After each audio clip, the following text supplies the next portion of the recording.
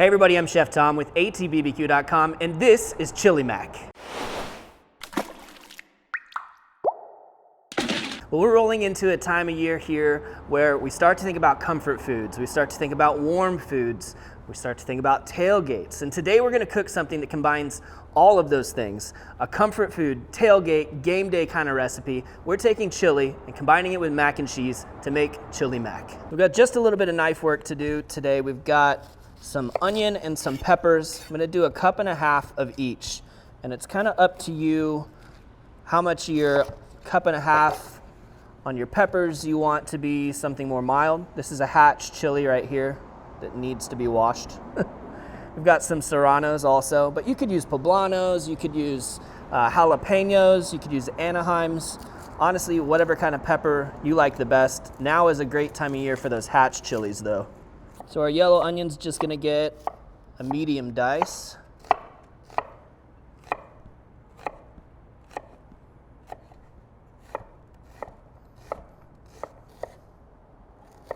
But for the Hatch chilies, we'll go ahead and split these and get those seeds out of there.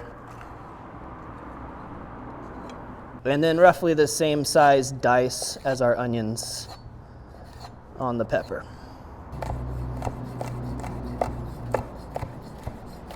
And now for the serranos, we're gonna live a little bit dangerous today and just leave those seeds in there.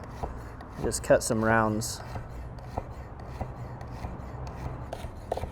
All right, that's roughly equal parts peppers to onions. The last of the aromatics here, just gonna grate down about 1 tablespoon of garlic. But today we're cooking on the Yoder Smoker's YS640S pellet grill. It's running at 450 degrees with direct heat. We've got our Finax 12-inch skillet sitting right over the flame. So we're essentially gonna start with our chili. And I've got 1 pound of my Creekstone Farm burger pucks. So we're just gonna break down and brown. In fact, we're gonna cook this right along with our onions and peppers.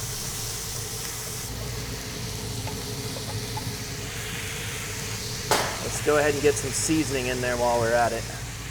So I'm gonna start with 1 tablespoon of Killer Hogs Texas brisket rub, just a real salt pepper base. And I'm gonna add 1.5 teaspoons Cattleman's Grill Mexicano. So we get some of that cumin, some of those Southwest flavors in there. And then we're gonna bump up the smoky red with 1.5 teaspoons of smoked paprika. At this point, we're gonna close up the lid, just let this cook away until those onions and peppers are softened up and our beef is cooked through. Now the peppers and onions are looking really nice. Our beef's cooked through. At this point, we're going to add garlic. Let that hit that hot cast iron just real quick. It's gonna wake it up. We're also gonna add our tomatoes. So I've got 1.5 cups of San Marzano tomatoes. I'm just gonna break these down. We'll give this just a minute to kind of start to cook that tomato down. I'm gonna leave it a little bit chunky, have some nice texture to it. Let that go for about a minute before we do our next addition. Now we all know that any great chili has to have some beans. Just ask your friends in Texas, they'll tell you. So today we got 1/4 cup each of kidney, pinto, and black beans. And as those kind of start to break down, as everything's melting, they add their starch into the chili, which gives it a whole new texture. And now we move on to the mac part of our chili mac. So we're gonna add some heavy cream to the skillet here. We want that to come up in temperature, and once that starts bubbling, we're gonna mix in all of our cheeses. So let's go ahead and work in our cheeses now.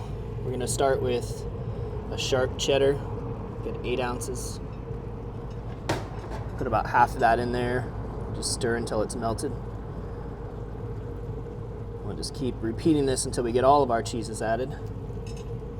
Once we get through with our cheddar, we've got some American that we're gonna add as well. But you could pretty well use any kind of cheese that you like to have in your chili or in your mac and cheese.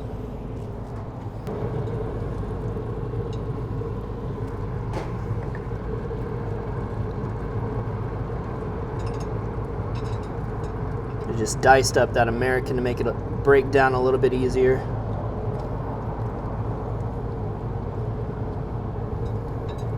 Last of the cheese now.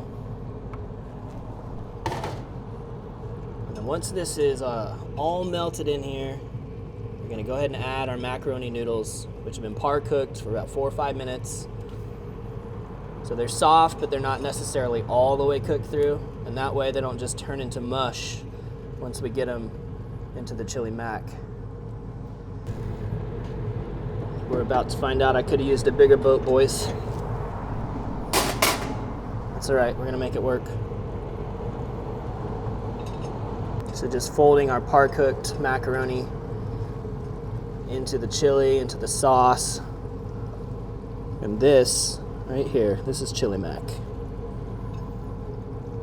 About as Midwest home cooking as it gets. Tell me you don't want to slather that in hot sauce and eat a bowl of it. Now check that out. Just a few minutes of letting all of that simmer away together. And you see pretty much all that standing liquid is gone, soaked into the macaroni. While also that macaroni, that starch coming off of that starts to thicken everything up. This is ready to serve. Well, at this point, we're ready to dish this up, and there are a number of ways that you can finish this off. I'll show you some of my favorite garnishes. We'll go ahead and fill up the bowl with our chili mac. I'm gonna top it off with a little bit of crumbled cheese. This is a panela cheese. A cotija or a queso fresco would work in its place. Some fresh chives. And of course, a nice drizzle of hot sauce. We're using the anti-gravity today. Let's dig in.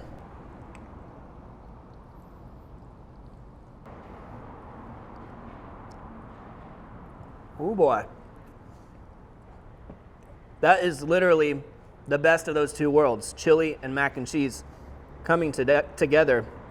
And it's so creamy. You know, there's nothing worse than like a dried out mac and cheese. Not possible in this case, just because of all that's going on with that chili. The flavors work so well together. Picking up on tomato, I got a little spice from those peppers. Overall, this is just comfort food that's made for football weekends. This is one of those dishes you just gotta work into your game day routine.